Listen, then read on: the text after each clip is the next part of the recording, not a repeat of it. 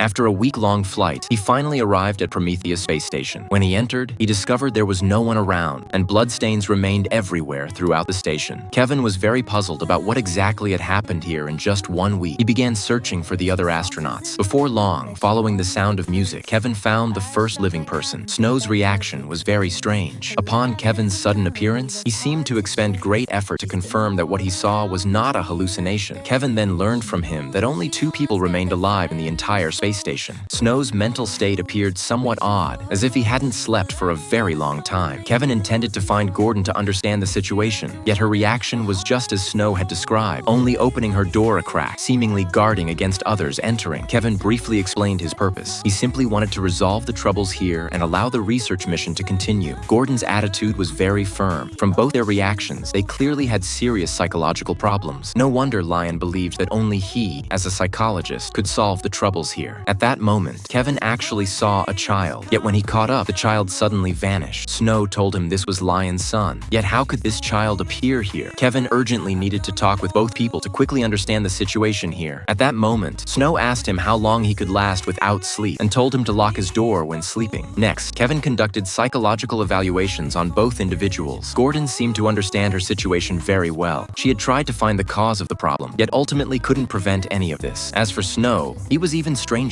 Kevin had originally planned to abandon the space station if he couldn't solve the troubles and leave with the 2 people. Snow refused to evacuate, claiming he would die if he returned. Kevin worked the entire day without figuring out what had actually happened here. He could only sleep first and continue investigating tomorrow. In his dreams, Kevin saw his wife. At that moment, Kevin suddenly felt someone touching his face. He jumped up from the bed and discovered in horror that it was his wife's hand touching him. Kevin forced himself to calm down. After chatting with the woman for a few moments, he confirmed she wasn't simply someone who resembled his wife. She knew many details of their life together and was a real living person. This strange sensation that violated reality's rules made Kevin feel chilled to the bone. He tricked this wife into the space capsule and then launched her into space. Only at this moment did Kevin finally understand what had actually happened in the space station.